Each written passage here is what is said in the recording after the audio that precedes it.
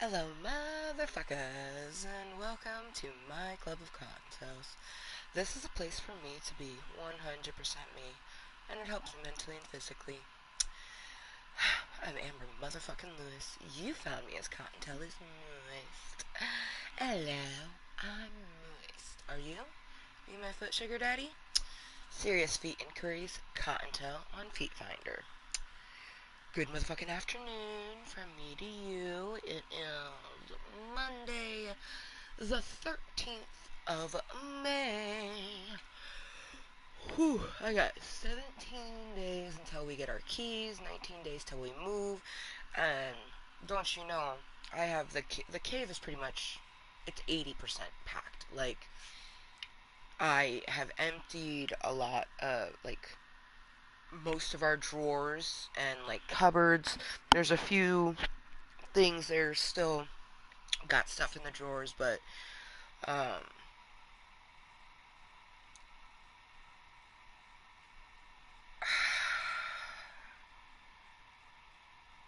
to be honest, I don't entirely know how to feel right now because I'm just brains are all over the place, per the usual, right? No big surprise there. Something I am really proud of myself because I did do some cleaning, organizing, packing.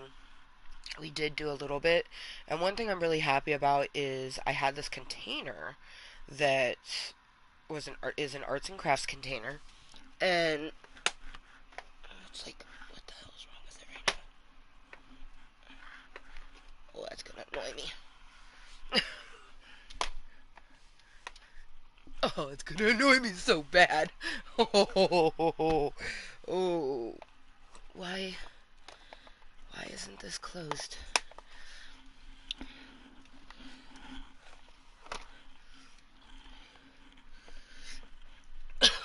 So the container, ouch, I was talking about is fucking weird in this one corner and is messing with me. But anyway, so I had this little container full of oh, what is he catching on? What is what is what are you catching on? You just don't want to close?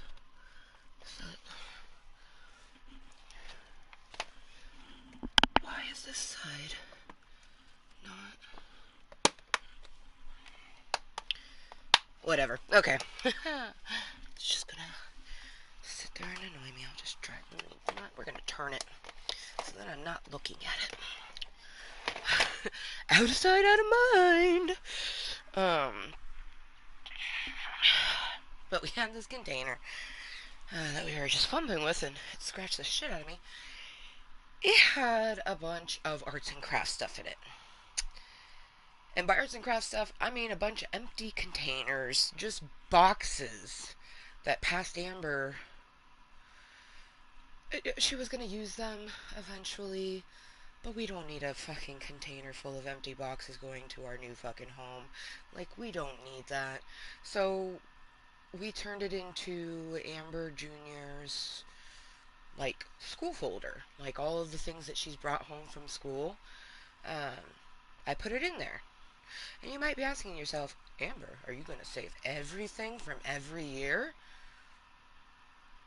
Probably on the school stuff, or at least, well, the kindergarten stuff for sure. All of it's getting saved. It was our very first year of school.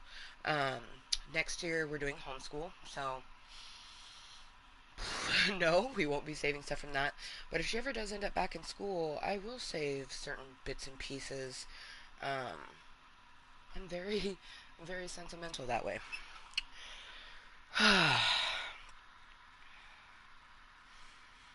But yeah, I have an open face crate because I have some things that can't really get packed into a box per se. Like I have dried flowers and things like that. But all of my, all but one. So I went through Rainbow's room a shit ton of times, making sure I grabbed everything, right? No, we did not. So I was going through there, and what do I see? A fucking DVD. Just sitting right there, and I'm like, I thought all of you got packed. Like, and I straight up, like, I have all these boxes that say movies on it, and I'm just like, we should just open one and just, like, slide it in. Um, but at the, like, I don't know, it might, it's so annoying. Like, I'm so frustrated by this one little fucking DVD. Um, but we've got a lot of stuff has been packed up. A lot of our super fragile stuff is packed up. I only have a few more, like, glass items here in my room. Um, Everything else, like, Rainbow's handprints and footprints, which are so fucking precious to me, those are packed up with a buttload of bubble wrap. Same thing as my uh,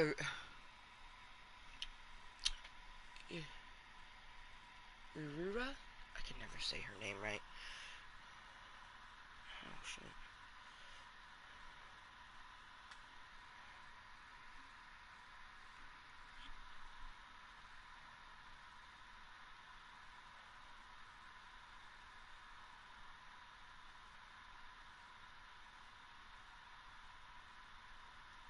Rainbow's dad texted me.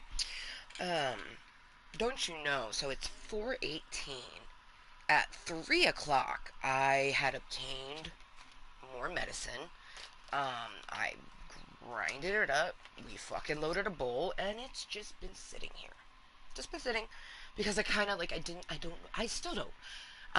It came down to flipping coins and really Blue Bear. Blue Bear was like Fortnite meeting now, and I'm like, okay. But a part of me is just kind of like, what are we doing with our life? And honestly, just trying to fucking live. I'm slowly but surely accepting the fact that as long as I take a breath each day and I do something with the gift of life that is given to me, that is more than enough. Um, Romance is not coming. You know, I keep saying romance is coming, but it just feels like it's not. You know? But even still, like, it doesn't feel like a local tribe is coming either, you know? I don't know. It doesn't matter. I mean, it does matter, but it doesn't matter.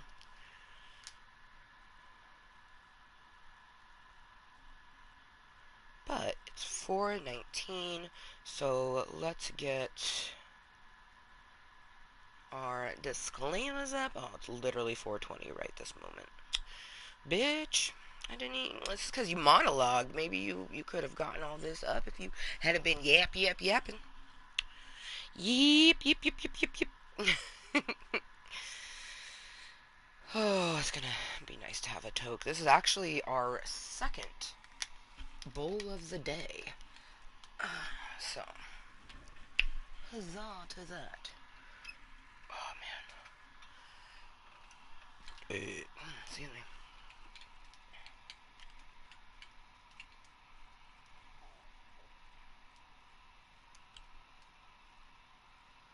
Alright, cheers. There she is. What you like to eat and more. Then they'll build you a personalized cart with all your grocery needs for the week and give you delicious recipe recommendations to put those groceries to use. Each order is fully customizable so you can take their suggestions or choose anything you want. They've got fresh produce, high quality meat and seafood, healthy snacks, smoothies, sweets, ready to eat meals, kids snacks, and meals, vitamins and supplements, and much more. Right now, Hungry Root is offering Girls Next Level listeners 40% off your first delivery and free veggies for life. Just go to hungryroot.com/nextleveltips to get 40% off your first delivery and get your free veggies. That's hungryroot.com/nextlevel. Everybody get links so they know we sent you.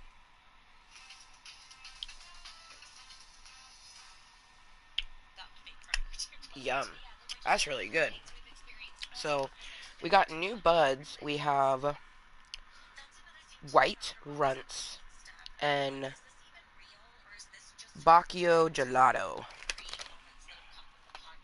Delicious.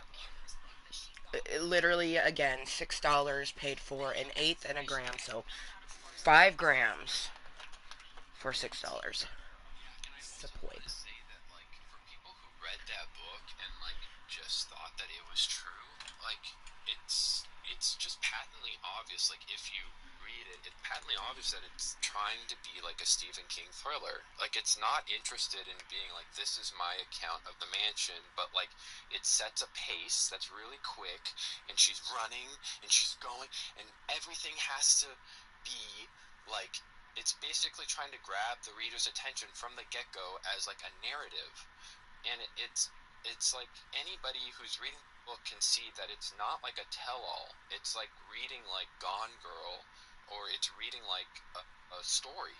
No, I agree. I feel like there's a lot of devices in it, and a lot of people on our Patreon were pointing out that the opening page sounds like Rebecca, yeah. Yeah, like the opening page is a great example. Yeah. And then the scene where she supposedly is literally blocked from leaving the mansion, where supposedly all these security guards magically come out the back gate.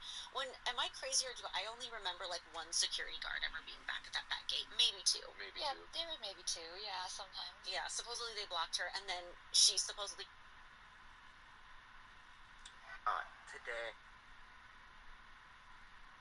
Here's your dad's voice. We must live to see the next day. And that's all that's what I'm doing. That's what I'm trying to do. From the loudspeaker, which is, I'm like, well, where were the loudspeakers at the mansion? Yeah. Saying you can't leave. It's just.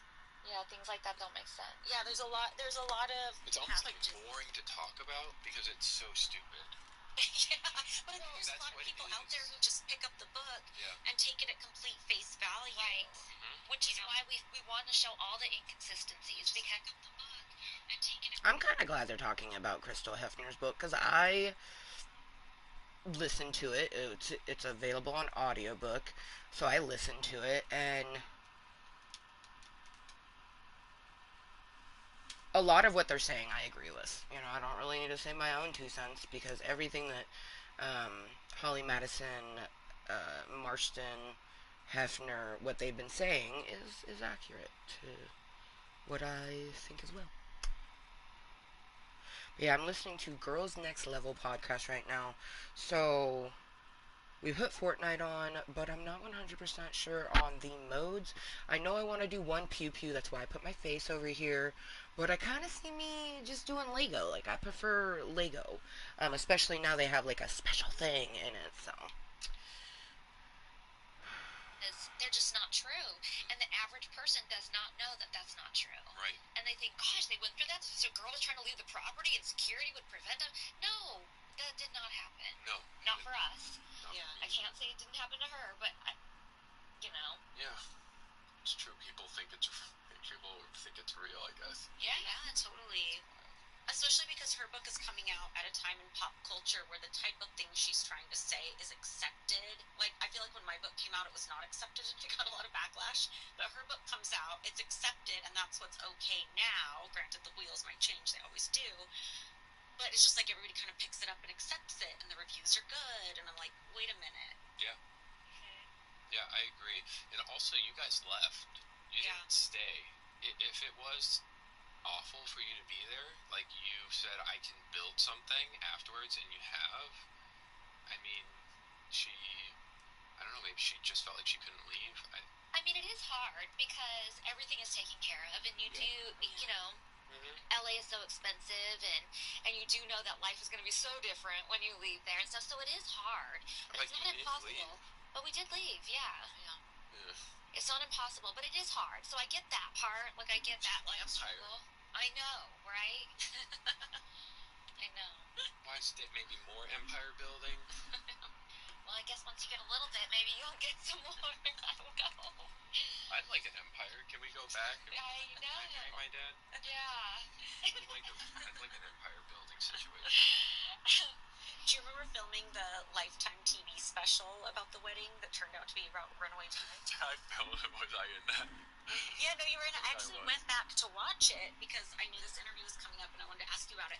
But I'm so glad I did, because the way Crystal describes her ditching out before the wedding in the book is very different from how she herself describes it in the Runaway Bride special. And they have security footage from the mansion grounds that they play alongside her narration to match it up.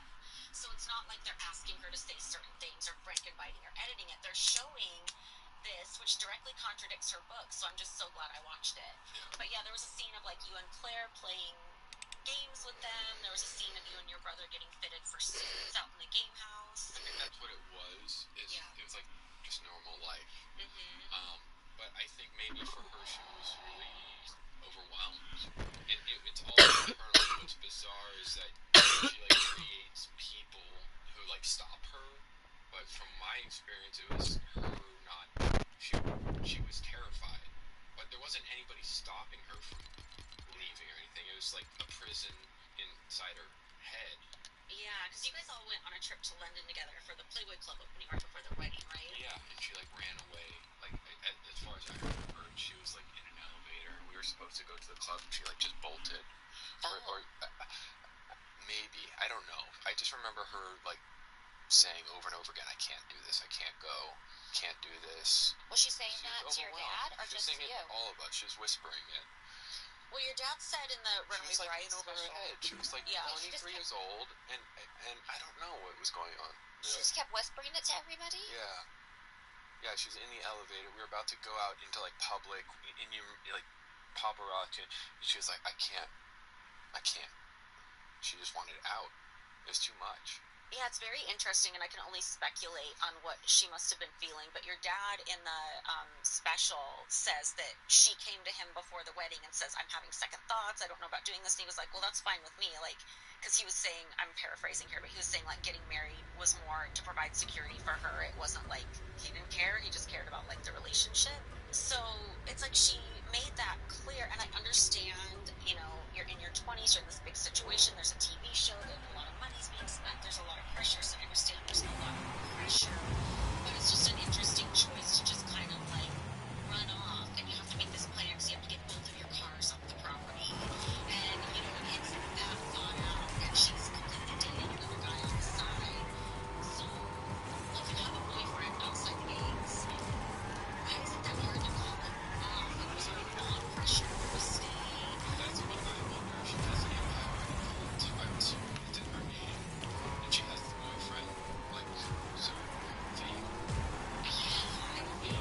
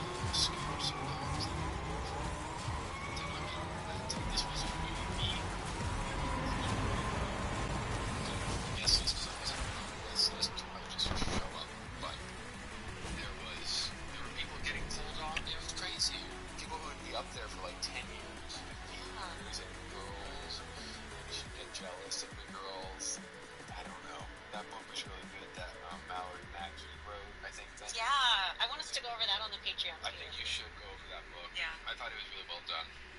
Yeah. But in that book it talks about, which was, obviously I wasn't there, but the book talks about just like this inner circle of friends constantly coming in and out, and a hierarchy of friends, and then people getting on the list, taking off the list, and it sounds so stressful, man. I'm just glad that I didn't have to deal with any of that. Yeah. And when did you start hearing, do you remember when you started hearing about, like, when people were being asked to sign NDAs? Yeah, I don't remember the dates, but I just remember people were doing that. And I know Crystal's spoken publicly. She told me, that as far as my memory serves, she told me that it was because she... And I know Crystal's spoken publicly. She told me that as far as my memory serves, she told me that it was because...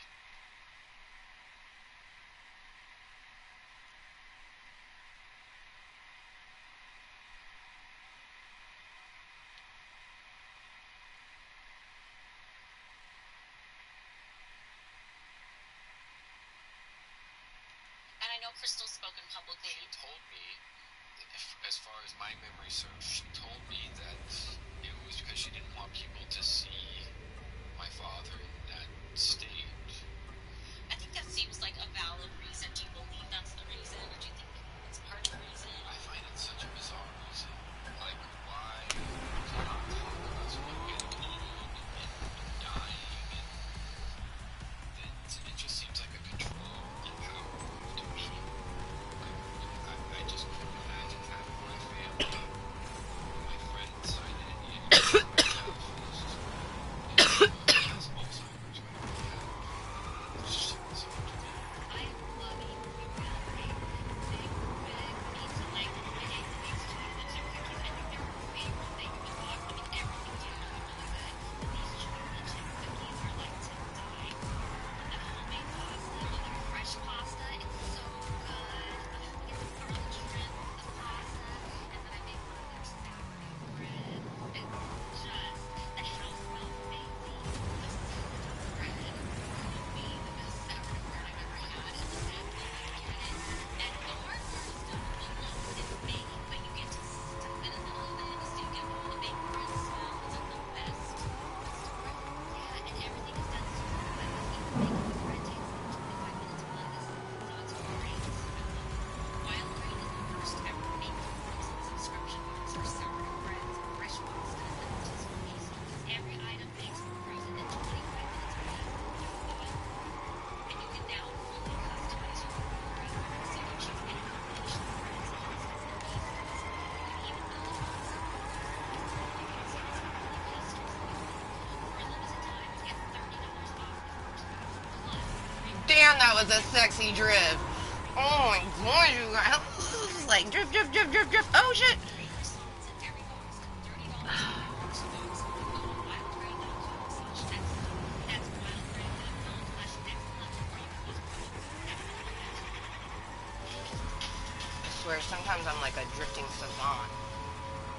I believe my family have been against asking casual friends to sign NDAs, like employees who work clinics have to sign NDAs. Like, I know religions restrict your parents to your medicine cabinet or whatever, but I feel like that was against his free speech principles. I don't think he would want people to sign NDAs. Well, not only that, but I have heard stories and others where typical why the business is why everybody wasn't coming, and it was sad. I didn't even look out the window. Like, where is everybody? Oh, they were watching a really good movie tonight. Why don't they want to be here? And I realized it's because they were not to come.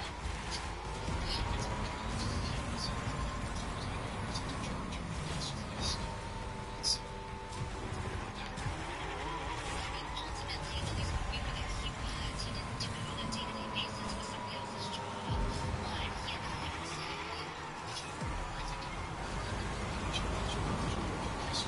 Shit.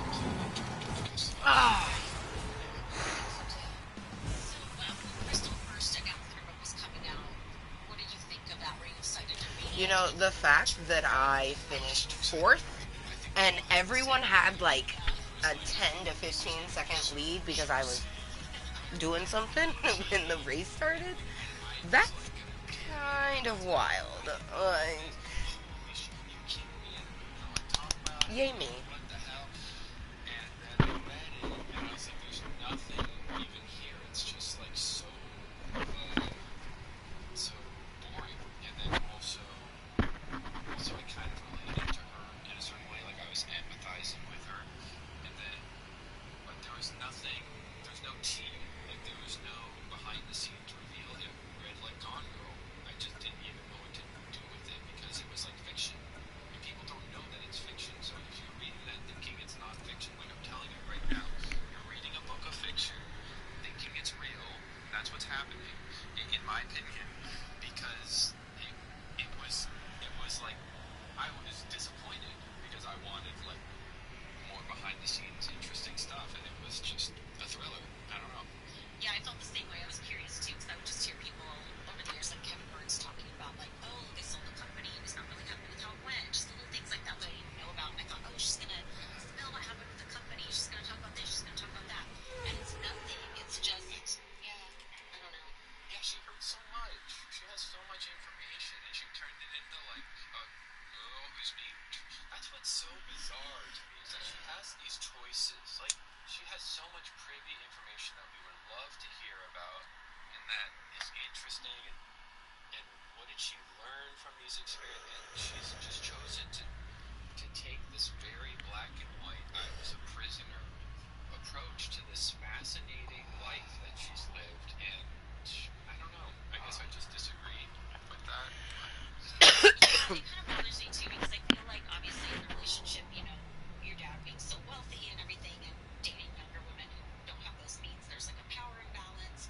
But in my opinion, based on what I've heard, I feel like the power imbalance flopped because your dad wasn't operating on his faculties. He didn't have Mary there anymore, and I don't think it's fair to go around talking about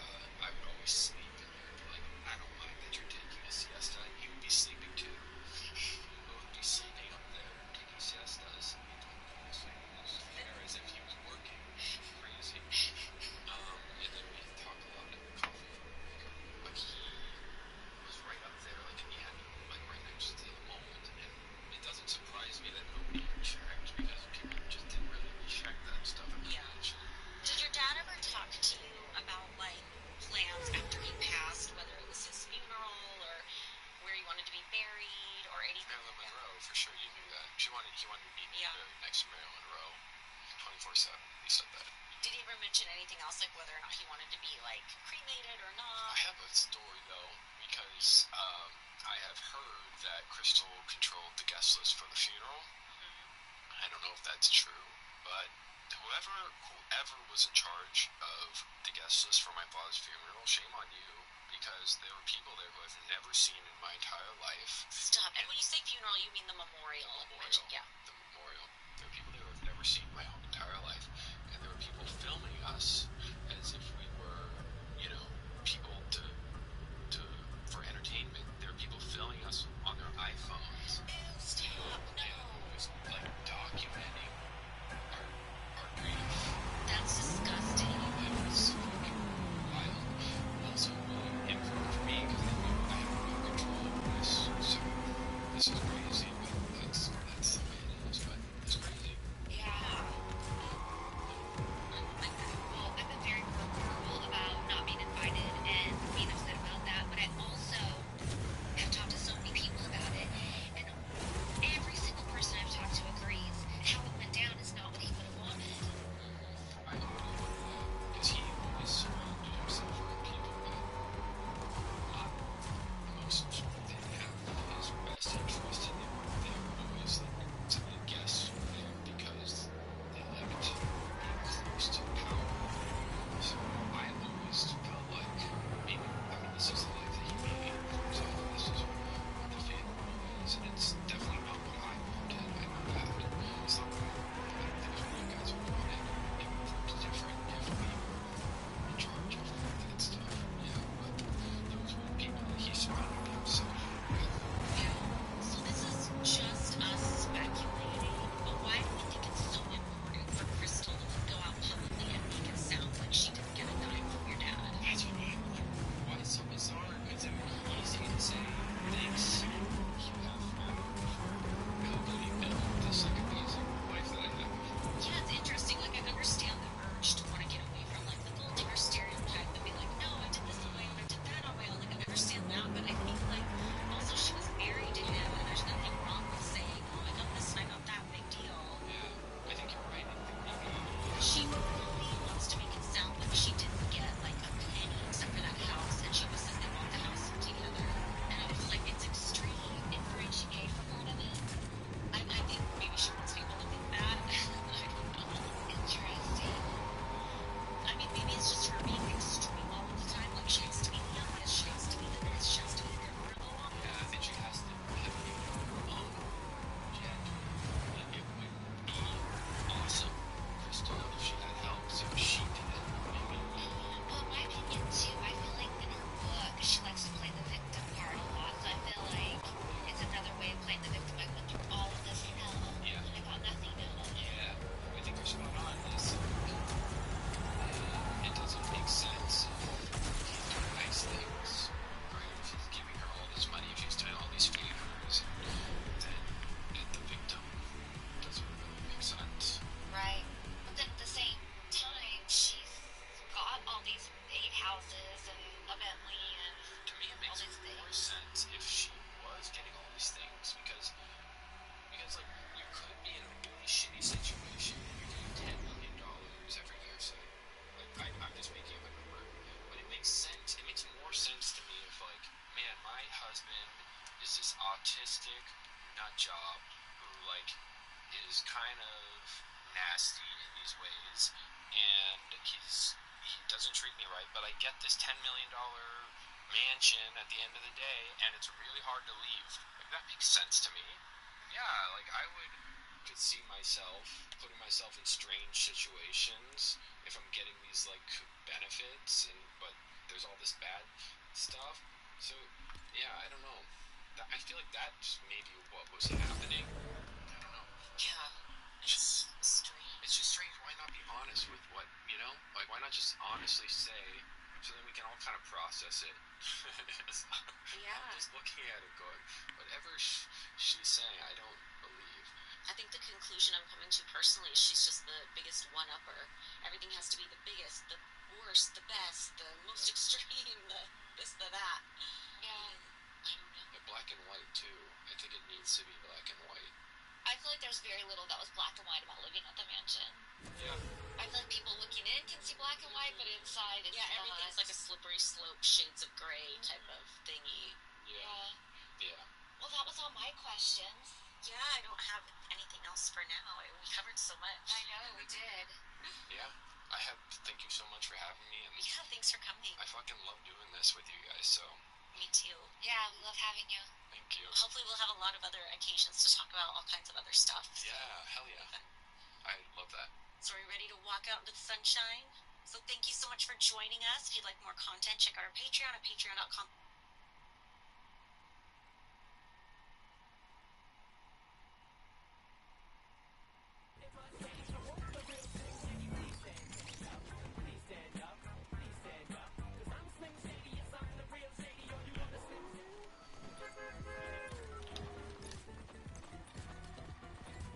Friends with the future president, JFK.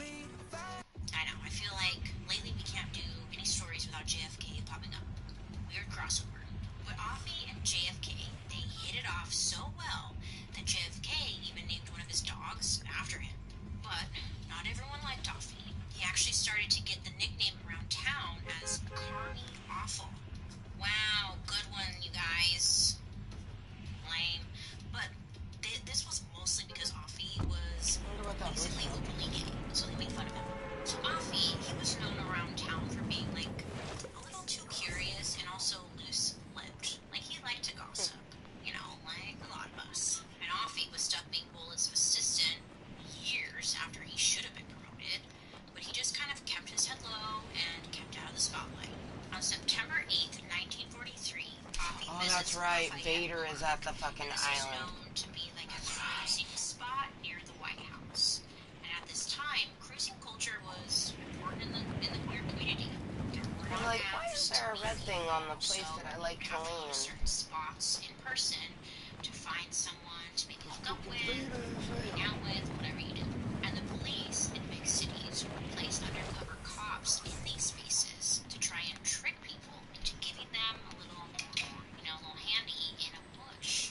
Now, as soon as someone would make like any kind of sexual move towards a cop, boom, you're arrested. This tactic is called entrapment, and it happened all the time. It still happens. Like, sadly, Offie falls for an undercover cop.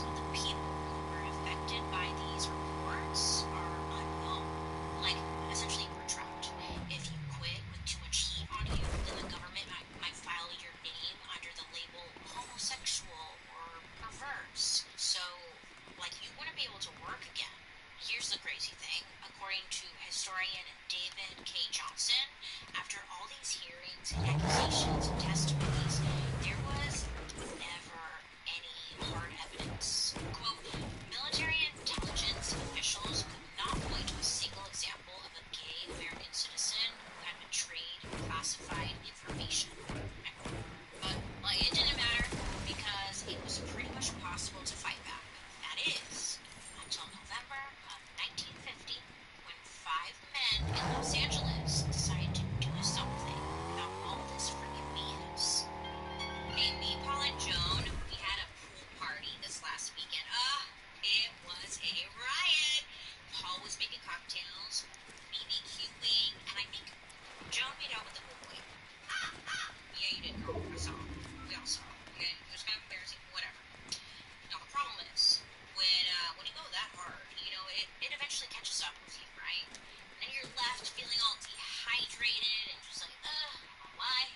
And that's exactly when we bring in the liquid IV. This summer, we are going to make sure to include our liquid IV to keep us hydrated, aren't we, girls? I mean, a single stick of liquid IV makes ordinary hydration extraordinary.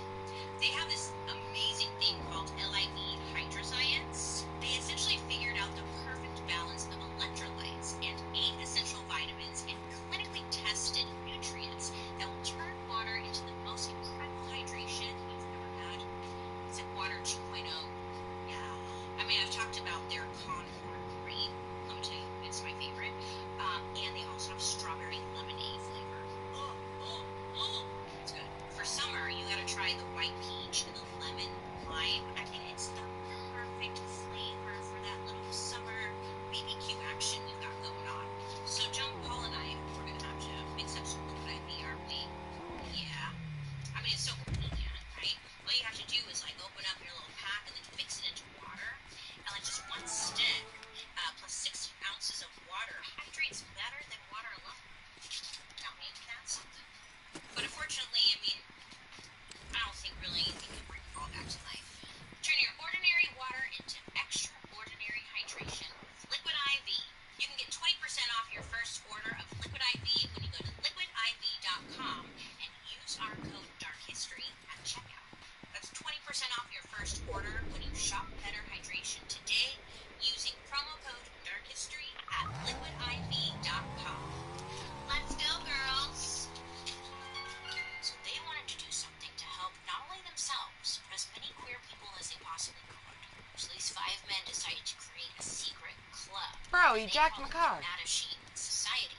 We've talked about the Mattachine Society in our season 1 episode on the Stonewall riot. So if you haven't heard that, I'll say give that a listen. The idea behind the Mattachine Society was that queer people should band together and fight for their civil rights. And the Mattachine Society had to find a way to help, but still keep their identities private. Not only were these all queer men, but some of them were also married. So we don't know if their spouses knew, but being found out would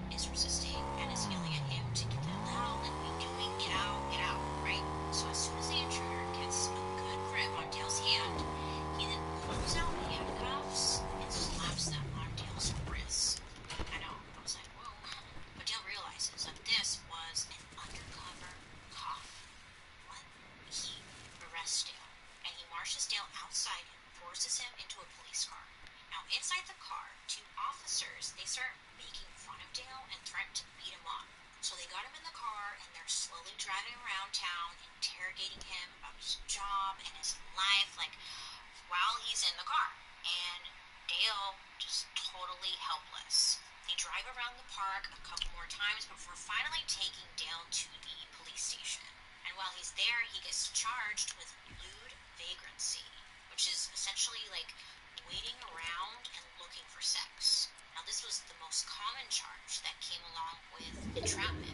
Then for a couple of hours after this, Dale wasn't allowed to make any phone calls. And when he finally is, he calls the Mattachine Society. So by just like 3 a.m., they managed to scrape together some money to bail Dale out. And finally at 6:30 a.m., Dale leaves. He tells the Mattachine Society like everything that just happened. In the 50s, I mean, if you were a gay man caught by entrapment and charged with a lewd vagrancy, I mean, you did nothing. You pay the fine and just accept the charge. Yes, a lot of the times that meant admitting to something that you just did not do. But the alternative was to take the case to court, and that was expensive. It took a long time, and it was almost impossible to get the charge overturned. And on top of that, you most likely have to somehow prove that you weren't gay, and you risked outing more of your friends in the process, maybe even yourself. I mean, it was just a big old mess. The legal system was just not on your side. Now, since there was usually no jail time for lewd vagrancy, you could move on from the whole incident pretty quickly. You just would hope that, like, no one looked into your record. But Dale knew that he didn't deserve what happened to him. So at the next meeting, That guy thought he was so hard. Dale announces And I didn't even pick up his pile of loot because I don't want any of those fucking medallions. I didn't want his gold weapon. But not everyone was ready for him to be like bold and public. And his pile will get lost in the storm soon. Was like very secretive. So in the process, their names might be outed. You know. So they vote to create a mini organization called Citizens Committee My to fucking knee hurts so Outlaw much. Entrapment. I want to So pack they used more, this but committee to raise funds in support I know for I Dale's shouldn't. case. So they printed flyers and they handed them out all around town. I mean, they were putting flyers on the beach, the bookstores, and cruising spots. Anywhere they could get a flyer into someone's hands. People then would like start to write letters in support of Dale. Some people would even send in money for Dale's legal aid, and the whole case became bigger than Dale could have ever imagined. People were determined to not let the government ruin yet another person's life.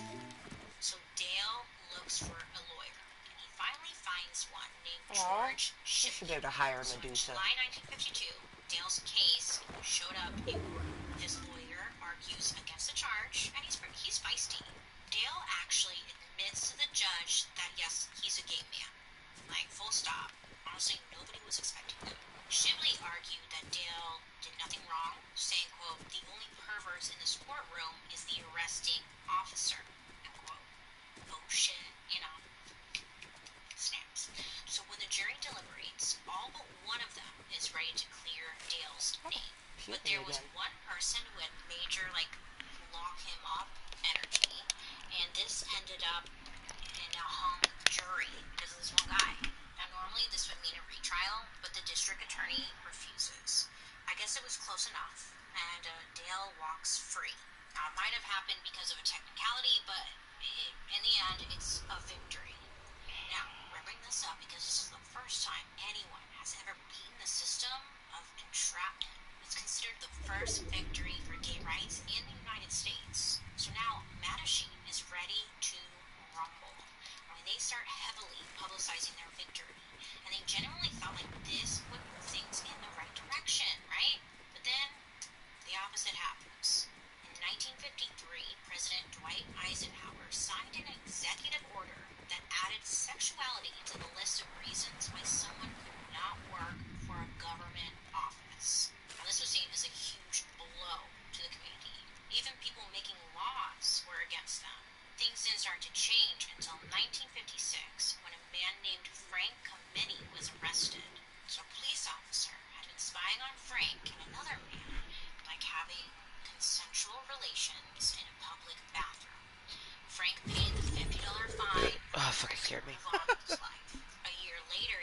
working for the government in Hawaii as a maps expert. I know. So he was a great employee, good at his job, and just like he wanted, he had moved on from being arrested and like having a record, you know?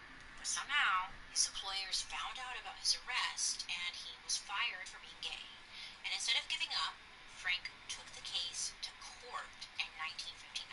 So originally he lost, but he wasn't going to give up. He reached out to the Mattachine Society, and he knew he had done nothing wrong, so the goal was to, like, get a retrial. This time, he would argue that homosexuality was, quote, good in a moral sense. His argument was the same one that Offie had used years ago. An openly queer person could not be blackmailed. In 1963, Frank testified in front of Congress, and he became the first openly gay man to do so. But even that didn't grant him a retrial. Now, Frank kept working towards civil rights. He was a big organizer of marches and protests. Sadly, Frank never got his day in court. He made the Mattachine Society more well known to the public. All this hard work and refusal to give up led to the end of the Lavender Scare in 1975. I mean, damn, that went on for a long time. But that was the year that the Civil Service Commission changed its rules. Now, you couldn't discriminate against a government employee. And also my right foot, I have a little thing, boot thingy I'm supposed to wear on it. And they told me if the pain continues, that I would have to get a walking cast. Yeah, I just didn't tell them that the pain continued because I don't want a walking cast. Didn't have details. I mean, the people we talked about today stood out because they did have government connections, but also like they fought back. You know, like Frank and Dale and Offie. Because of the Lavender Scare, at least 10,000 people lost their jobs, and even if they didn't lose their jobs, tens of thousands more had their lives ruined. Some people lost their families, their livelihood, and some people even took their own lives because of it. Stories like this also kind of remind us that being able to be open and identify as your true self is a privilege we really haven't had for that long. And we have the brave people who fought back against the Lavender Scare to thank for that. I read that a bar in New York called Julius's holds a monthly celebration in honor of the work the Mattachine Society did. So, if you go there, take a picture, let me know, tell me how it is. But maybe have a drink in their honor, you know? Because God knows they deserve it. Now, this episode is all about how unchecked power in the government can lead to some really horrible things. And that abuse of power isn't just reserved for politicians. Anyone in a position of authority can exploit their status. Like some various doctors who played it fast and loose with medical care, all in the name of fame and money. Next week, I'm going to talk about some doctors who had some major impact on the most influential people at the time. Oh yeah, these two guys operated in the shadows, and their actions changed pop culture forever. Oh, just you wait. Come back next week for the dark history of evil doctors. Well, friends, thank you for hanging out with me today. You can join me over on my YouTube where you can watch these episodes on Thursday after the podcast airs. And while you're there, you can also catch my murder, mystery, and makeup. Don't forget to like and subscribe and leave a comment down below because I'd love to hear your guys' reactions to today's story. Now, let's read a couple of comments you guys have left me. Ravens Ridge Spa left me a comment saying, quote, "My household found you about 3 months ago, and we have learned so much. From the Appalachian region of Tennessee, much love. Thank you for educating us and it being the most fun. History rocks." Aw, thanks. I love that. I love that so much because that's all. I just want to learn and I want you guys to learn with me, and it makes me happy to know that you guys are learning too. Warms my heart. Thank you so much. I'm glad you guys are learning. Me too. It's so beautiful. Donna Gardner 3932 left us a comment on our pigeons episode saying, quote, "If it flies, it spies. My 7-year-old son told me this. Sending love to you all from Wyoming, USA." flies and spies? I never thought about that, Donna. What's your 7-year-old doing? I don't know, think about that. They're kind of like, the flies and spies. I can see that. Okay, alright. I like your 7-year-old's tummy. Does an episode suggestion, saying quote. Oh, that was fucking funny. Deep dive into the Oregon Trail, or even homesteading in the early days of America. Your takes are always fun as well as informative. Thank you for being so curious. End quote. Again, I love that. That's so nice. Honestly, are we talking about Oregon Trail, the game? I couldn't ever beat that game. Always die like so quickly. But I guess I Boom! Ain't nothing but that water, baby. Yeah. I literally didn't use anything else other than waterbending. Waterbending is so OP. It's just, and I love it. I love it, love it, love it, love it, love it. Win a match after thinking the bus driver. Oh, thank you. Dude, I got, 3 people. That first person with all their medallions. And then that person that was flying, we just, like, shot them out of the air. And then that other person who was also in the air, well, they had wings, but they crash landed and just, as soon as they crash landed, I was like, pew, pew, pew, pew. That was awesome. That was awesome.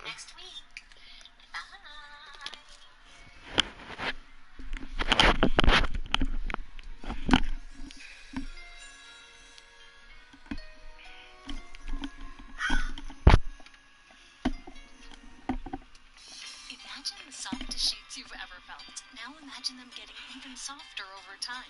That's what you'll feel with Boll & Branch's organic cotton sheets. In a recent customer survey, 96% replied that Boll & Branch sheets get softer with every wash. Start getting your best night's sleep in the sheets that get softer and softer for years to come. Try their sheets with a 30-night guarantee. Plus, get 15% off your first order at bollandbranch.com. Code INCREDIBLE. Exclusions apply. See site for details.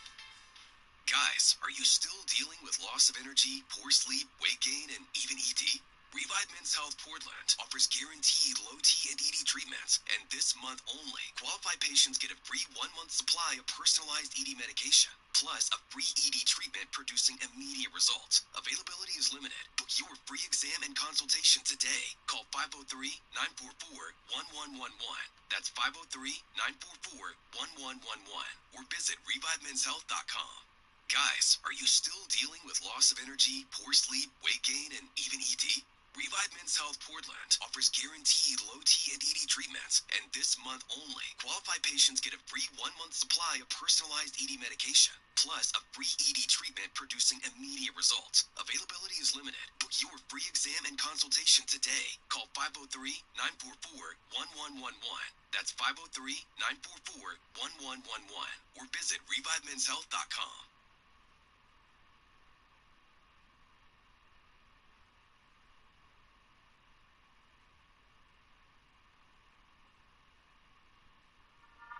Welcome to Smosh Mouth. I'm Shane. And I'm Amanda.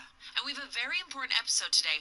We have a lot of guests. We put out a call to all of our coworkers here at Smosh, asking them if they have problems to come to us, and we'll solve it in roughly 5 minutes. Roughly.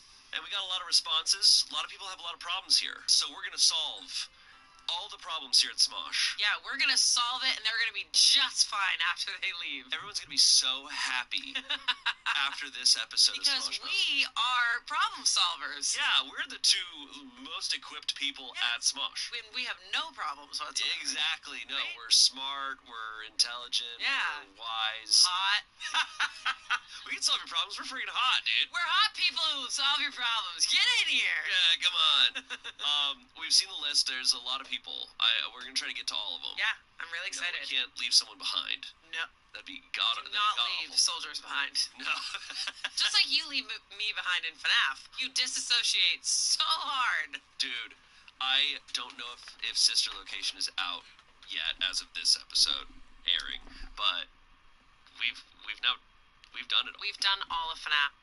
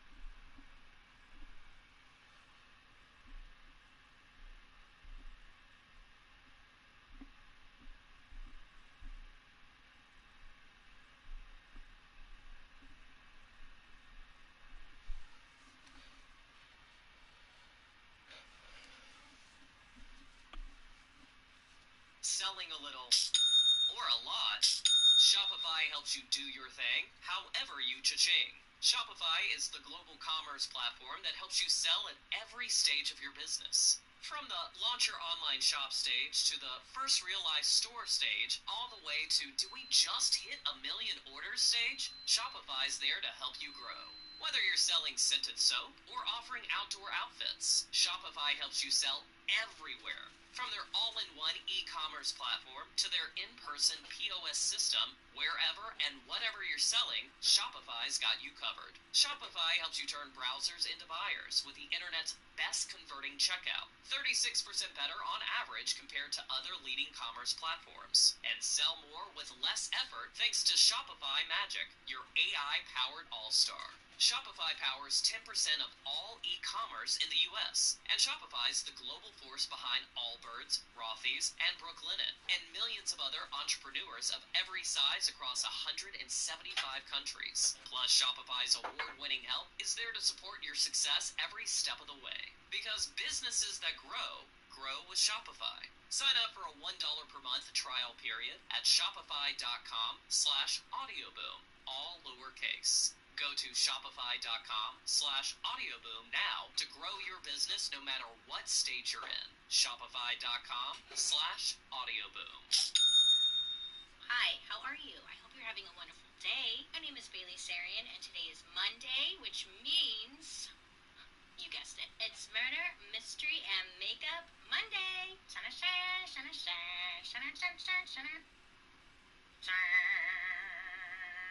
If you are new here, hi, how are you? That's great. Every Monday I sit down and I talk about a true crime story that's been heavy on my noggin, and I do my makeup at the same time. If you're interested in true crime and you like makeup, I highly suggest you subscribe, and I'm so excited to be here because I am going to talk about a cult. Woo! I love cults. I just am fascinated by them. I'm very interested in them. They're fascinating. I mean, wow. Cults. Wow. I tried my best to simplify it as much as I could because Jim Jones had the most random ass life. He was everywhere, especially his childhood was just like, wow, what the fuck's going on? It was so random. And then later down the road, there's a lot more people involved with what goes on, and I left them out because it will get really confusing. So I'm just focusing on Jim Jones and his story. I will stop rambling. Missed you guys. I'm happy to be here. And let's get right into it. I was reading a biography about Jim Jones and his upbringing and stuff, and like, so random. This guy was so wow, random. He, at one point, like, he stayed or lived with, like, a Kennedy during the summer. I don't know how, and there wasn't much information about. Anyways, okay, let's start. I'm getting ahead of myself. I'm just excited. Okay, so let's just get right into it. Jim, his parents were Lynetta Jones and James Jones. James was a veteran of World War I and was living on disability payments from being a victim of a gas attack in the war. It was said that he was emotionally absent and rarely showed any affection towards his son. Jim's mother, her name was Lynetta. She was more of a free spirit. She didn't care for religion or any sky god. She called any god sky god. Sky god. You get it? Anywho, so she didn't care for religion at all, and she just didn't believe in anything. Which was not a thing for women to be free thinkers or to be thinking like this at the time. So it was like she was the weird one on the block, you know, like, oh, don't go to her house because she doesn't believe in anything. You know, it's just she has an opinion. Stay clear. So she also liked to keep to herself. She kept herself busy and was constantly working. It was said that she had no maternal instincts and that she honestly had no desire to even have children. And Lynetta then became pregnant and gave birth to James, aka Jim Warren Jones. And he was born on May 13th, 1931. So the family ended up moving to Lynn, Indiana, and Jim would describe his childhood as loveless, that his parents were never around, he was always home alone, and his parents just didn't care about him. You know, his mom didn't want to be a mom. She would keep herself busy by working all of the time. His father was just, he was sick. It was said that he was an alcoholic, but I don't know. I couldn't quite get clarification on that one. In high school, Jim was known to wear his Sunday clothes almost every day. He would wear a white pressed shirt and nice slacks that most people would save for going to church, church slacks. So he was wearing this every day to school. Jim said that he participated in some sports, and he even formed his own baseball team with the kids on his block. He wasn't really good at any of the sports, but he was really good at forming teams and being the leader. Which honestly, though, that's great.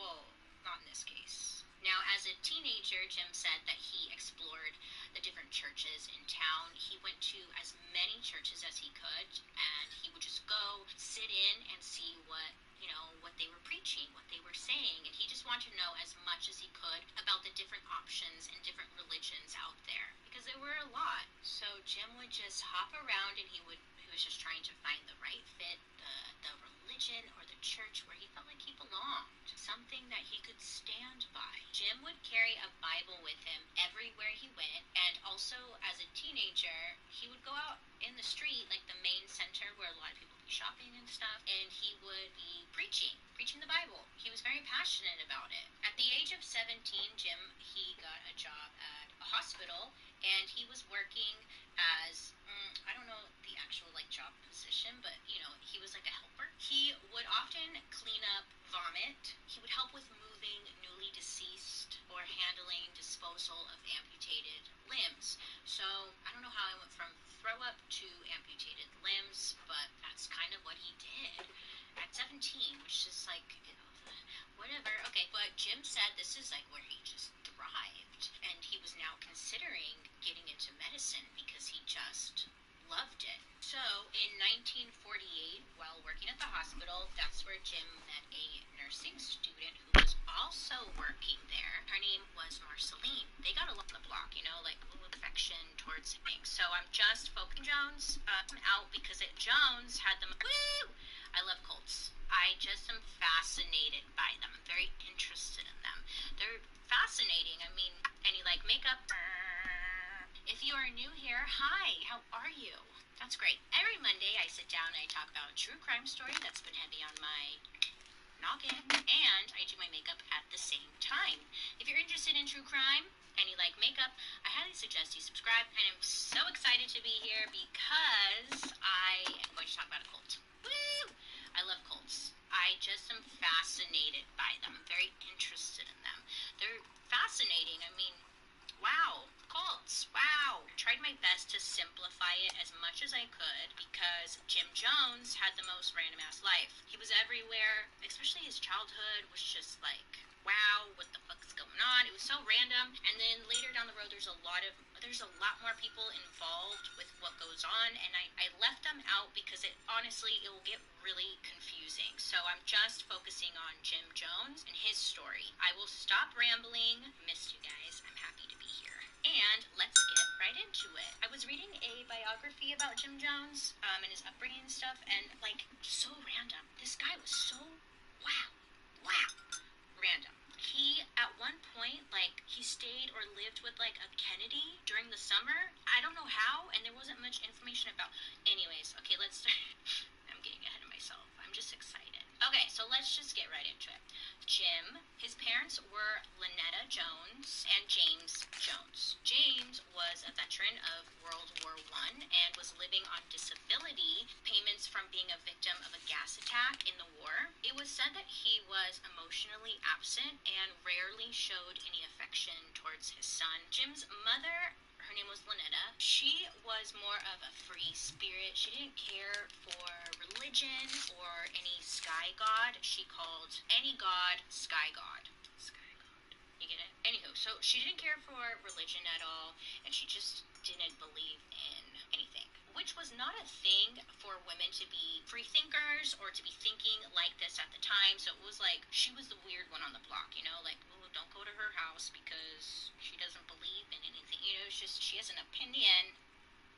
Stay clear. So she also liked to keep to herself. She kept herself busy and was constantly working. It was said that she had no maternal instincts and that she honestly had no desire to even have children. And Lynetta then became pregnant and gave birth to James, aka Jim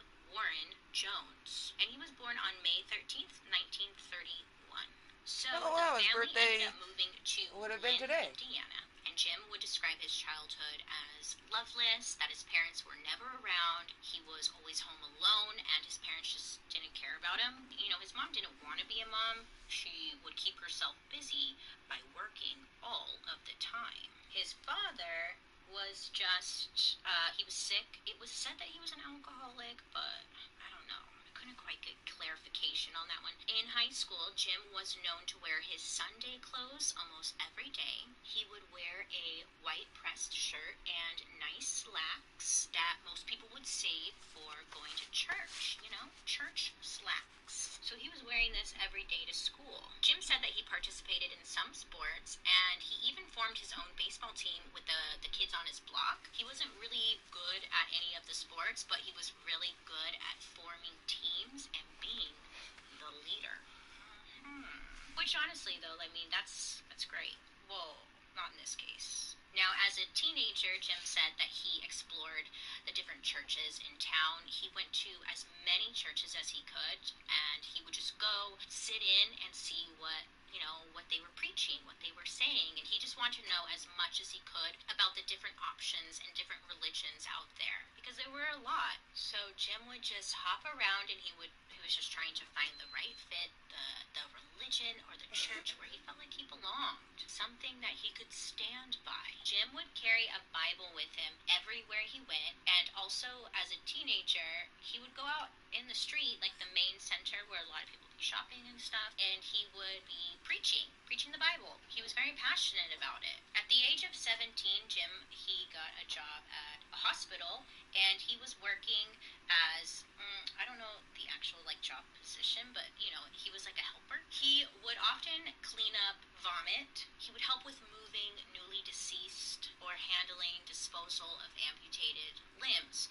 So I don't know how I went from throw up to amputated limbs, but that's kind of what he did at 17, which is whatever. Okay, but Jim said this is where he just thrived, and he was now considering getting into medicine because he just loved it. So in 1948, while working at the hospital, that's where Jim met a nursing student who was also working there. Her name was Marceline. They got along really well and ended up dating, and Marceline said that she was attracted to him because he was just such a caring individual. He just loved everybody, and he truly believed that everybody was equal, and it was his responsibility to devote his life to helping others. That's what he was telling her, you know. And she just fell in love with him. So after dating for quite some time, they ended up getting married in June of 1949, and Marceline was under the impression that Jim was Christian, a Christian man, and believed in God. But after they had gotten married, she noticed, you know, things had changed, or maybe she didn't quite fully understand what Jim's religion or beliefs were. Jim would tell her that he didn't believe in her God, and they would get into really heated arguments over it, just over their beliefs. And because divorce was heavily frowned upon, Marceline knew that it wasn't even an option, really. Okay, if you got a divorce, it was ooh, something's wrong with her. Marceline just decided that she was going to stick it out, or at least try to understand exactly what Jim did believe in, or maybe she could convert him. You know, often Jim would take Marceline to the local Black and African American churches that were in their city. Jim said that he was really drawn to them because it wasn't so stiff. The white churches he had been to, they were just so boring, and people just seemed like they had to be there versus wanting to be there. But at the Black and African American churches, people there were jumping, singing, dancing during worship, and just seemed to be having a really fun time and not acting like they had to be there. So when Jim found these churches, he just fell in love, and he knew that this is where he had to be. The one church that he ended up becoming a member of, they welcomed him and his wife with open arms, and in 1952, Jim was 21 years old at that time. He was actually hired as a student pastor for the church. Jim just found this new calling. Remember, he was I'm gonna be a nurse or something. Well, now he was I'm gonna be a pastor. Yeah, so this was his new calling. He was gonna be a pastor.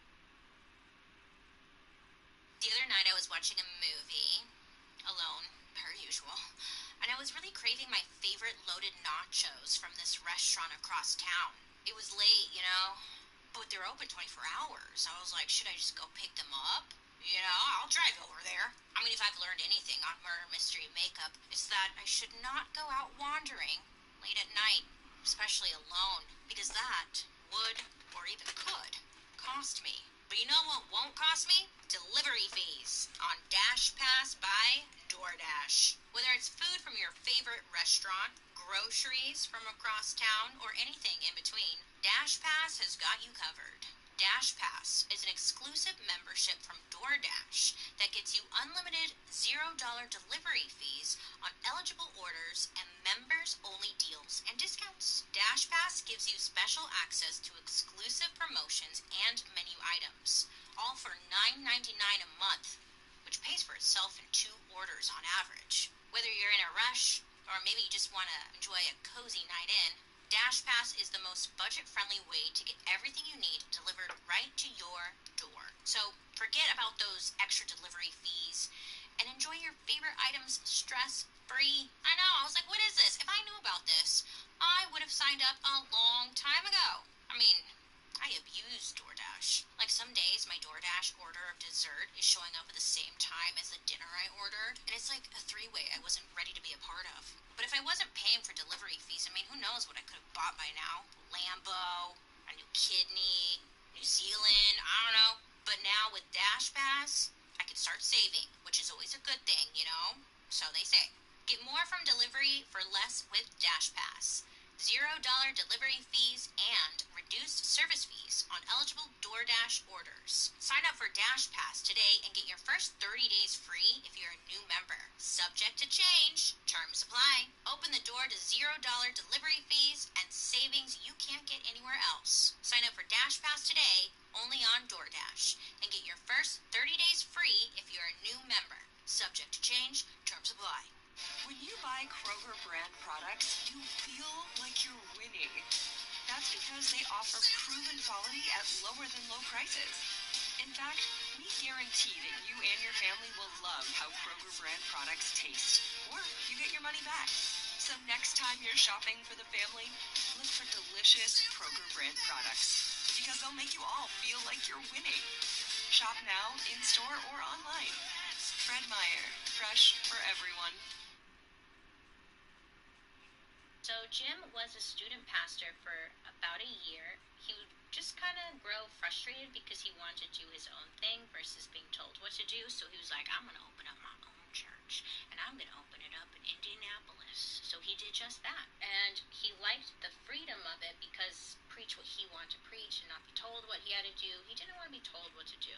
At Jim's church, he pretty much blended Christianity with a new age spirituality and radical social justice, which attracted a very loyal following. Now, Jim's congregation was known for being racially integrated, which was not a thing yet at this time. There were white churches, and then there were the black churches, and there wasn't such thing as like mixing going on. But Jim didn't like that, and he truly believed that everybody was equal, and he wanted everybody welcome in his church. His wife Marceline also worked alongside with him, and she was the one who was on top of like all the paperwork and keeping things organized, schedule, like this Sunday we're going to talk about this, that Sunday we're going to talk about, I don't know, Jesus doing stuff, the next Sunday we're going to talk about Jesus doing more stuff. So she was in charge of that. The church itself was very successful, and the location that they were staying at, it was becoming way too small for all of their new members. So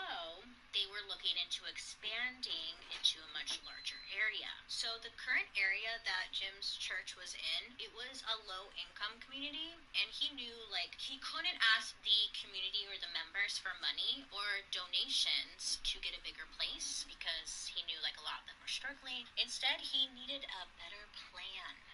He needed a better plan. And his plan was to up his performance.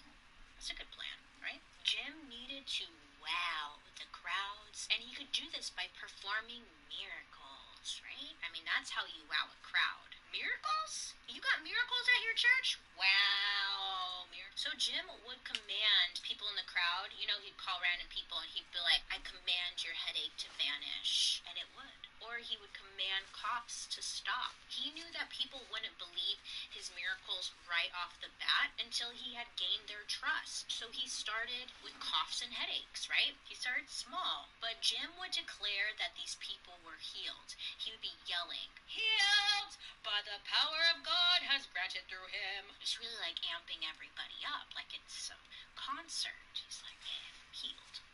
Word got out. People were talking, hey, this guy over here, he's healing headaches. You gotta go see him. It's wild. And people were coming in. Alright. Jim would then, this is how I got my comes in. gnomes, He's and I passing made some around the teas. collection plates, and that's how he would start making more and more and more money. And he was like, oh shit, I'm onto Got something. foist. Now it's said that like Jim We're gonna didn't take a bowl, so feel let's put up fully some guilty, smoke. I guess, because like he wasn't doing 420. anything bad, was he? Yeah. So he was making Since a it is, lot of you know, money all a of a sudden. Monday, Jim would it's occasionally very go to doubtful that we'll get anybody to come in and chat with me. I mean, we haven't had anybody pop in except for right at the beginning. introducing Jim to a bigger crowd. Jim knew that going to these new churches and people didn't know who he was, that they weren't going to believe. Past Amber didn't even cash this out. So instead, let a few close people in on like what was really going down. His healing powers. Oh yeah. So Jim would bring in friends, people who attended his own church, and use them as audience plants who would pretend to be suffering from something and then be healed. For example, one couple from the audience like stood up and like talked to the president of the church and said, "Oh,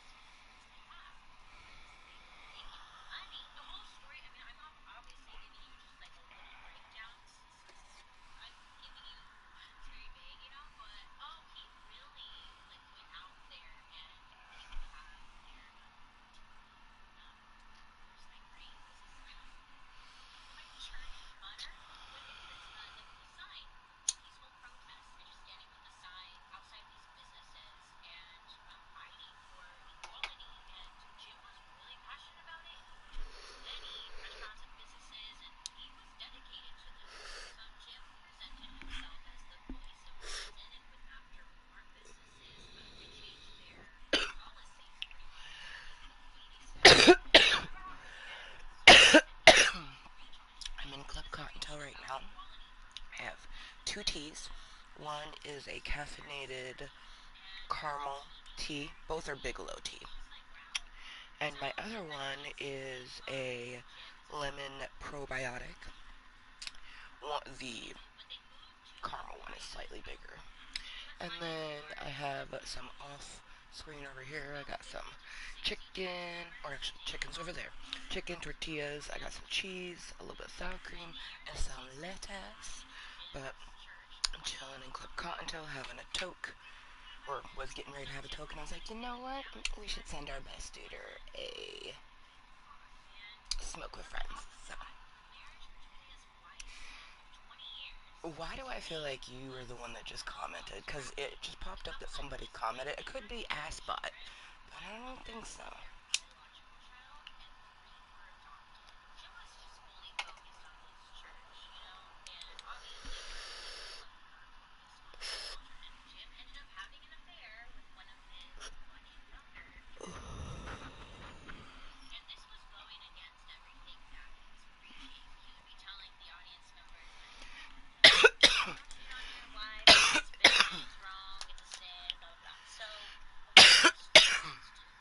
Seriously though, I feel like, I don't know. We'll find out in a moment. I gotta put my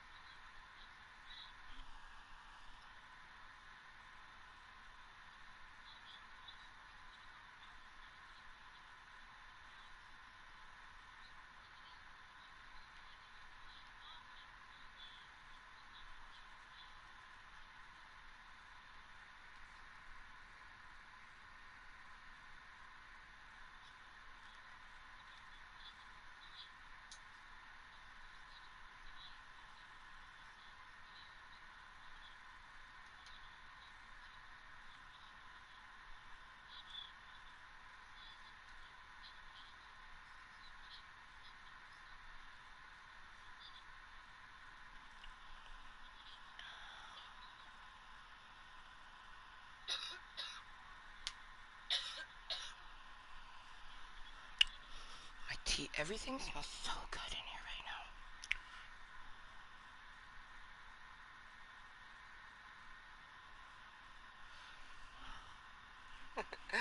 Alright.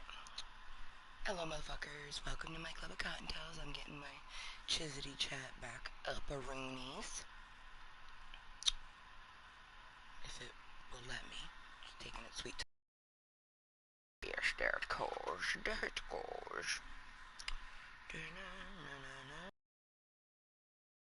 I always have, like, Christmas, Yule, holiday music stuck in my head. Just all the time. Say Spot. Wah, wah, wah. It would have been so meta though. If it had been. But it was just Spot. He always be tricking me. Got me thinking. Got me lifted, shifted, highs in the ceiling. Ooh, it's ultimate feeling. Got me lifted, feeling so shifted. Sugar, how you get so high? Sugar, sugar, how you get so high?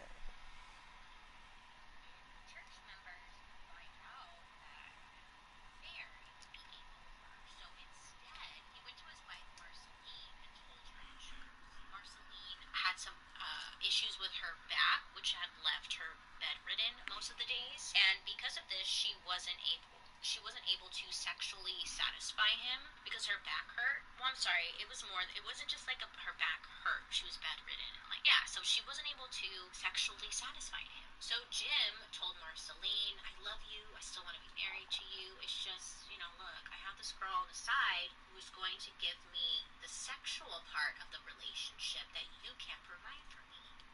Jim was able to set it up in a way that made Marceline understand and just accept it. It was just sex, and not an emotional relationship. So Marceline's like, okay, I guess. I don't think she really even had any option, to be honest.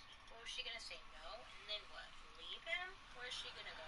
I mean, her whole life revolved around the church and gym. She honestly, from what I read, it seemed like she didn't have anything set up for herself. So it's like even if she wanted to leave, even if she did leave, it was like, what was she gonna do? But then get this.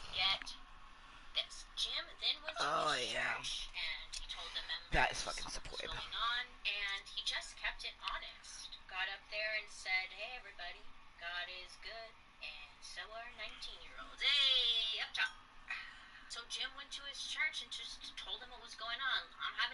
I'm sleeping with this chick over there. She's right there, everybody. I'm having an affair. And he was just really honest. But Jim's followers, the church members, they actually really understood and they supported the decision. The church had a lot of ups and downs throughout the years, but Jim just kept going. In March of 1970, he had a pretty good sized following and was bringing in some good money again. Jim would travel with some members to Los Angeles and Seattle, where he drew crowds in hopes to bring more people and attention to the People's Temple. So he was traveling a little bit further to perform these miracles that he was doing. He would set up temporary booths outside venues where he would give sermons and sell photos of himself for $5. And he was also healing people at these sermons. So people were just like, wow, have you seen this Jim Jones guy? Well, I was trying to get some bread at the store, stopped and saw him do this thing, bought a $5 picture of him, and people were just talking. I mean, he was getting a lot of hype. During this time, Jim would have the people who were watching the sermon fill out paperwork with their name and mailing address on it, which they would turn into him when they were done filling it out. He ended up using that as marketing material. He would mail people pamphlets about what was going on in the church, all the healings that they had accomplished, and also received donations end the in the meeting. mail because he Enjoy was my doing such noms. great things. The other night I was watching a movie, alone, per usual, and I was really craving my favorite loaded nachos from this restaurant across town. It was late, but they're open 24 hours. I was like, should I just go pick them up? I'll drive over there. I mean, if I've learned anything on murder, mystery, and makeup, it's that I should not go out wandering late at night, especially alone, because Cheers to that anyone would lurking, twerking, or watching could incognitely, cost me. watching But you this know later what on as won't posted cost me? content. Thank you for being here for a smallish meeting. A couple good races and a pew-pew match where every single person just got wrecked by the ice. A happy heart llama shooting them with ice. But anyways, cheers.